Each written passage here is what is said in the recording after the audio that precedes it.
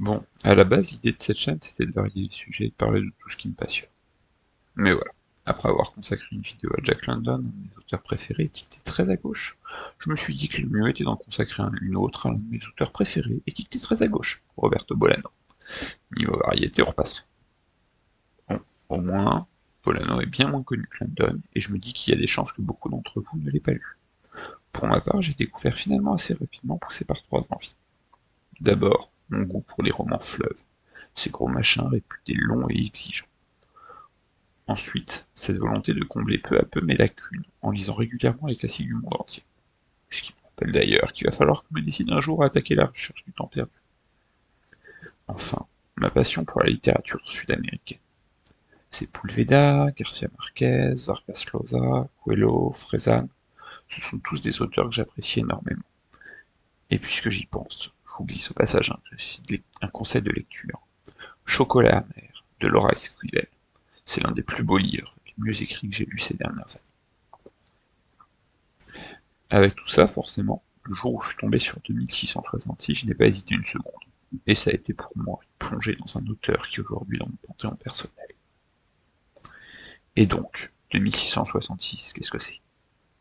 C'est un monstre de plus de 1000 pages, publié après la mort de Bolano, et divisé en 5 parties, qui pourraient presque se lire séparément, mais qui forment un tout vertigineux. On y suit des professeurs de littérature obsédés par un écrivain mystérieux, un journaliste en reportage au Mexique, un ancien soldat allemand, un détective chilien, et surtout, en toile de fond, la ville fictive de Santa Teresa, inspirée de Ciudad Juárez, théâtre d'une série de meurtres de femmes qui irritent tout le livre comme un film noir et obsédant. C'est un roman au monde foisonnant, déroutant, parfois dérangeant, qui passe du comique à l'horreur, du trivial au sublime, et qui, à mes yeux, contient tout ce qui fait la grandeur et l'étrangeté de Bolano. J'ai adoré ce roman, mais je ne le recommande pas pour autant. Enfin, pas pour commencer. C'est vraiment complexe à lire et des plus exigeants. Finalement, je ne pense pas que ça soit la meilleure porte d'entrée pour découvrir l'univers de Bolano. Parce que Bolano, dans un premier temps, c'est ça. Un univers unique, plein de liens et d'intrigues, totalement intégrés dans l'Amérique du Sud. Il n'écrit pas des livres isolés, ses romans se dialoguent entre eux. Ses personnages circulent d'un texte à l'autre. On retrouve des figures, des lieux, des obsessions qui se répondent. Cet entrelacement crée un univers fragmenté où la littérature, le mal, la mémoire et l'histoire se tissent ensemble. L'enquête littéraire remplace la vérité. Pas de fin, mais des pistes, des obsessions, des traces. Et parmi les meilleures portes d'entrée dans cet univers, pour moi, il y a la littérature nazie en Amérique. Ne vous laissez pas intimider par le titre. C'est pas un essai, mais un faux dictionnaire bibliographique. Une série de notices consacrées à des écrivains imaginaires, tous plus ou moins liés à des idéologies d'extrême droite. Chaque auteur, inventé par Bolano, a son style, son parcours, ses succès ou ses échecs littéraires. Et parfois ils se croisent ou réapparaissent même d'une notice à l'autre, même dans certains autres livres de Bolano. C'est drôle, cruel et d'une inventivité folle. On y retrouve déjà les thèmes chers à Bolano. L'obsession pour la littérature, l'ombre de la violence politique, les destins brisés. Mais sous une forme très ludique, presque trompeuse, qui cache une réflexion profonde sur le lien entre art et idéologie. Mais c'est aussi une description autant satirique que juste d'une part existante de la littérature américaine. C'est probablement mon Bolano favori. Un livre brillant et malin, passant de moments politiquement forts à d'autres à la fois drôles et extrêmement fins. Mais c'est aussi une préfiguration de personnages qu'on croisera ailleurs, comme une matrice de son univers. Une autre porte d'entrée pourrait être Les déboires du vrai policier. C'est un livre un peu à part, commencé très tôt dans sa carrière, mais sur lequel il travaille encore à l'heure de sa mort et qui n'a jamais été publié de son vivant. On pourrait presque le voir comme une annexe ou une colisse de 2666. On en retrouve des personnages, des lieux, des intrigues déjà croisés dans le grand roman, mais sous un autre éclairage. Certains noms peuvent changer, certaines histoires peuvent bifurquer, des détails peuvent s'étoffer ou se contredire. L'impression est s'altérer dans les couloirs d'un même décor, mais en passant par des portes de service. On découvre l'envers d'un décor, des plans alternatifs, des variations qui donnent un autre sens, compliquent encore le tableau. Mais c'est pas un livre explicatif de 2666 pour autant, plutôt un miroir déformant, qui montre à quel point Bolano travaillait par réseau, par obsession, et voyait ces histoires comme des territoires qu'il explorait encore et encore. C'est à la fois familier et déroutant. Idéal pour ceux qui veulent se replonger dans l'atmosphère de 2666, mais aussi parfait pour quiconque découvrirait Bolano. Et on commence là à voir se dessiner chez Bolano cette cohérence thématique.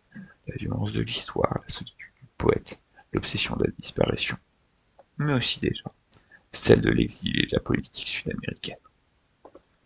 Parce que Bolano, c'est un homme pour qui la politique est essentielle. Très tôt militant de gauche et trotskiste, il soutient Allende avant d'être emprisonné sous Pinochet.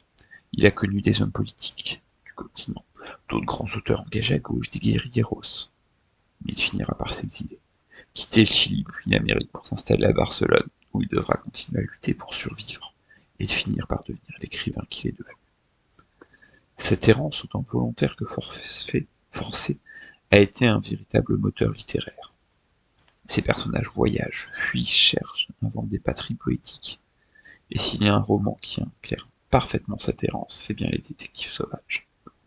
C'est l'histoire de deux jeunes poètes mexicains, Arturo Belano, alter ego transparent de Bolano, et Ulysse Lima, qui partent à la recherche d'une poétesse disparue dans les années 70. Cette quête les entraîne bien au-delà de Mexico. On les suit à travers le désert de Sonotra, puis aux quatre coins du monde, au fil de récits croisés de témoignages et de voyages multiples. C'est pas seulement un roman de voyage, c'est un roman sur la fuite et la dérive. Les personnages sont en mouvement constant, parfois portés par un idéal, parfois juste emportés par le courant, et chaque étape devient un fragment d'un puzzle sans image finale. On passe de l'humour au drame, du réalisme le plus concret à des instants presque mythiques, tout en sentant la fragilité de ces vies qui se cherchent. Dans Les Détectives Sauvages, l'errance n'est pas un détour, c'est la condition même de l'existence. Et c'est là que Bolano atteint une forme de liberté totale, une nouvelle merveille, considérée par beaucoup comme son premier chef-d'œuvre. Il y a aussi Étoile distante, un récit hanté par la dictature chilienne, où la poésie et la terreur s'entremêlent, et où l'errance est aussi une trace. Ou Conseil d'un disciple de Morrison à un fanatique de Joyce, écrit avec Anthony Garcia Porta. L'errance y prend une forme plus pulp, presque pop, mais garde cette tension entre vie marginale et quête d'intensité. Une sorte de Bonnie and Clyde racontée par un Clyde poète, alors qu'il va de planque en planque. Dans toute cette œuvre, l'écriture n'est pas une fuite, c'est une autre manière d'affronter le réel. Bolano se nourrit d'autres écrivains sud-américains, mais il les détourne et s'approprie certains éléments tout en rejetant d'autres. De Borges, il reprend la rigueur et l'érudition. Chez Bolano, c'est plus viscéral, plus hanté. De Nicanor Parra, cette poésie désacralisée, provocatrice. De Riccardo Piglia, l'enquête comme forme narrative. Du réalisme magique, de Gabriel Garcia Marquez ou Mario Vargas Llosa, il reprend beaucoup, mais il reste beaucoup plus halluciné et surtout plus âpre. On peut ici penser à Monsieur Pain, un roman étrange, kafkaïen, où l'histoire et l'absurde se frôlent, comme une sorte de livre de Borges, malade. Une véritable petite merveille que je ne peux que vous conseiller. On peut penser à l'esprit de la science-fiction, qui pourrait presque être un livre du réalisme magique. Un Bolano plus jeune, encore brut, mais déjà obsédé par les écrivains et par la façon dont la littérature se mêle au quotidien. Probablement le Bolano que je goûte le moins parmi ceux que j'ai pu lire. S'il s'est inspiré de tous ses illustres prédécesseurs, il n'est pas de leur génération. Bolano appartient à une génération post-utopique, marquée par les défaites politiques et les illusions perdues. Chez Bolano, la littérature est à la fois sujet et décor. Les écrivains et les artistes sont ses héros, ses monstres, ses fantômes. Lire ses livres, c'est se perdre dans une enquête infinie, où l'écriture devient un moyen de salut, mais un salut inquiétant, et où l'écriture devient aussi un sujet. 2666 en serait le sujet, le sommet labyrinthique, où une enquête sur un écrivain mystérieux croise la chronique d'assassinat de femmes au Mexique. Et ce livre nous emmène à tant d'autres labyrinthes, comme autant de piliers dans lesquels nous pouvons nous enfoncer. de la littérature nazie en Amérique, cette satire noire proposant une réflexion sur le rapport entre art et politique, au détective sauvage racontant cette émulation littéraire en Amérique centrale et Amérique du Sud, cette volonté de s'engager dans une littérature mondiale, tout en se démarquant de leurs prédécesseurs. L'écrivain chez Bolano, c'est un veilleur de dans la nuit, un témoin du mal, un chercheur de lumière. Et finalement, Bolano, c'est aussi un homme mort à 50 ans, au bord du succès mondial qui va ensuite avoir une postérité immense. Bolano, c'est devenu une référence littéraire planétaire, au croisement de la poésie, du roman, de l'essai. Dans toutes les listes des écrivains marquants de ces dernières décennies, on retrouve Bolano en bonne place. Et franchement, c'est bien. Ces livres nous marquent à jamais, et j'ai hâte de découvrir ces jeunes générations d'auteurs, chiliens, hispanophones ou venant de n'importe où ailleurs, qui vont s'inspirer de Bolano. Mais à ce jour, je n'ai rien vu d'approchant malheureusement. Il y a néanmoins ce très bel hommage d'Emmanuel Favier, justement intitulé Les funérailles de Roberto Bolano, que je peux vous conseiller et dans lequel je me suis reconnu.